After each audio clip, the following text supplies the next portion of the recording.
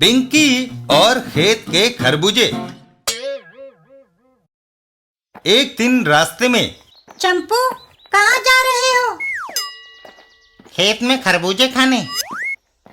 मैं भी तुम्हारे साथ चलूं? चलो। और दोनों खेत पर पहुंच जाते हैं। चंपू, अगर किसान ने हमें पकड़ लिया तो? पिंकी, वह किसान नहीं, वह पशु पक्षियों को भगाने के लिए खेत में खड़ा किया गया बुत है। बेफिक्र होकर खरबूजे खाओ, हमें देखने वाला आसपास कोई नहीं है। और दोनों खरबूजे खाने लगते हैं। तभी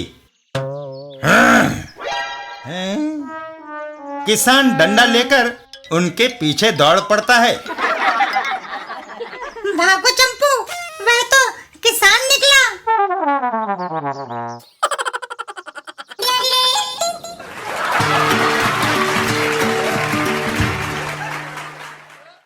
बिल्लू और कर्नल 303। एक दिन बिल्लू और दीप्ति। दीप्ति, क्या मेरे साथ कॉफी पीने रेस्तरां चलोगी? नहीं बिल्लू, मेरी टीचर का आज बर्थडे है, मैं उन्हें मुबारकबाद देने जा रही हूँ। दूसरा कौन मेरे साथ जा सकता है? जोजी। बिल्लू जोजी को फोन मिलाता है। हेलो जोजी, क्या तुम मेरे साथ रेस्तरां चल सकती हो? बिल्लू, मुझे तुम्हारे साथ जाना बड़ा अच्छा लगेगा, पर मुझे अपने डैडी से इजाजत लेनी होगी। तुम होल्ड ऑन करो। जोजी के डैडी कर्नल 303। डैडी, क्या मैं अपने सहपाठी के साथ रेस्तरां चली जाऊं? अगर तुम्हारी फ्रेंड लड़की है तो यस, अगर वह लड़का है तो नो। अगर कोई लड़का मेरे घर पर आया तो मैं उसे देखते ही गोली मार दूंगा। बिल्लू, मेरे पिता पुराने विचारों के हैं, वह लड़कों का लड़कियों के साथ मिलना जुलना पसंद नहीं करते। अगर तुम हमारे घर आए तो मेरे पिता तुम्हें गोली मार देंगे। अब क्या किया जाए? तभी बिल्लू को एक उपाय सूझता है। आइडिया। बिल्लू की मम्मी। मम्मी, क्या एक दिन के लिए तुम मुझे अपनी एक अच्छी सी साड़ी दे सकते हो? तुम्हें उसकी क्या जरूरत पड़ गई? एक नाटक खेलना है। यह कैसी रहेगी? बढ़िया। अब तुम जाओ, तुम्हारे सामने इसे पहनने में मुझे शर्म महसूस होगी। बिल्लू साड़ी पहनता है। जोजी की खातिर मुझे क्या कुछ नहीं करना पड़ रहा, और घर से निकल जाता है। जोजी का घर। जोजी के दरवाजे की घंटी मैंने दबा दी है। कर्नल 303 दरवाजा खोलते हैं। तुम? जोजी की सहेली अनुसुईया। बाजार में मर्द छेड़खानी करते हैं, इसलिए मैं घूंघट रखती हूँ। वाह, क्या पवित्र विचार है। अगर हर टीनेजर ऐसा सोच ले तो राम राज्य आ जाए। बिल्लू और जोजी। तुम बैठो, मैं पर्स लेकर आती हूँ। अनुसुईया, आओ रेस्तरां चले। चलती हूँ। बिल्लू कुर्सी से उठता है, पर बदकिस्मती से उसका साड़ी का कोना सोफे के पाए में अटक जाता है और साड़ी खुल जाती है। ओह! लड़का! कर्नल 303 फायर कर देते हैं।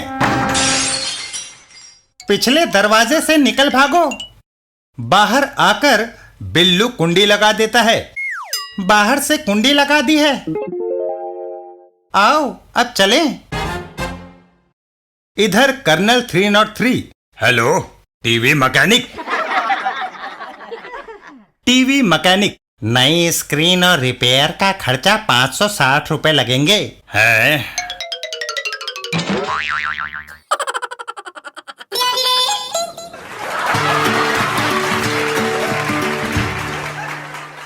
चाचा चौधरी और तालाब में अंगूठी। एक दिन चाची ने सारे घर में झाड़ू लगाई। अर्र भगवान, हम जहाँ भी बैठते हैं तुम वही धूल उड़ाना शुरू कर देती हो। क्या झाड़ू न लगाऊं? तुम लोगों ने सारा दिन मूंगफली खा खा कर छिलके घर में बिखेर दिए हैं। झाड़ू न लगाऊं तो घर म्यूनिसिपैलिटी का कूड़ेदान लगे। अरे भगवान, इतनी गर्म क्यों होती हो? चाचा चौधरी साबू को लेकर घर से बाहर चल देते हैं। चल भाई साबू, कहीं बाहर चलें। चाची तुम्हारी आज काफी गर्म है, कहीं ये एटम बम की तरह हमारे ऊपर ही ना फट पड़े। चाचा चौधरी और साबू बाहर घूमने निकल जाते हैं। रास्ते में अरे, ये किसके रोने की आवाज है? देवी जी, आप रो क्यों रही हैं? सुबह मैं इस तालाब में नहा रही थी कि मेरी उंगली से बहुमूल्य अंगूठी उतरकर पानी में गिर गई। उसमें लगे हीरे ही 50,000 के थे।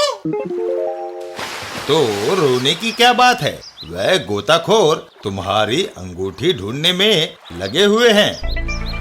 देवी जी, अंगूठी नहीं मिली, सारा दिन बीत गया, अब और कोशिश करना बेकार है। लो, सुन लिया। अब बताओ, मैं रोऊं ना तो क्या करूं? यदि अंगूठी ना मिली तो मैं रो रो कर अपनी जान दे दूंगी। ठहरो एक मिनट, तुम्हारी अंगूठी अभी मिल जाती है। चाचा चौधरी साबू की ओर मुड़ते हैं।